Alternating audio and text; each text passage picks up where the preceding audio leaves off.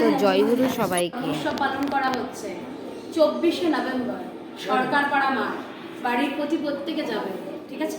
সকাল থেকে রাত অবধি আমাদের অনুষ্ঠান, অবশ্যই যাবেন। আমাদের আচার্য বলেছেন প্রত্যেকটা বাড়িতে বাড়িতে যেন আমরা নেমন্তন্ন করি, ওর জন্য আমরা বলতে। তো দেখতেই পেলে আমরা আচার্যদেবের আশীর্বাদ পালনের জন্য বেরিয়ে পড়েছি আমাদেরই ফ্ল্যাটে। তো আগামী 24শে নভেম্বর পরম প্রেমায় শ্রী শ্রী ঠাকুর অনুকূলচন্দ্রের শুভ 137তম জন্ম মহোৎসব তৎসহ শুভ উদ্বোধন স্মরণ উৎসব উপলক্ষে বীজপুর হালিশহর সৎসঙ্গ বিহারের পক্ষ থেকে আমাদের যে উৎসব আয়োজিত হতে চলেছে, তো সকলের নিমন্ত্রণের জন্য আমরা বেরিয়ে পড়েছি আমাদের ফ্ল্যাটের প্রত্যেকটা আবাসিকদের বাড়িতে। তো তারপরে একবার আমাদের বাড়িতে প্রার্থনার টাইম হয়ে গেছিলো, প্রার্থনা করে নেওয়া হলো, তারপর আরেকটা ফ্লোরে আমরা চলে গেলাম। এইভাবে আমরা পুরো বাড়ি বাড়ি কভার করলাম যে আমাদের উৎসবের নিমন্ত্রণ জানানোর জন্য। তো তারপরে আমরা আবারও আরেকটা ফ্ল্যাটে চলে গেলাম, এইভাবে আজকের দিনটা কাটালাম।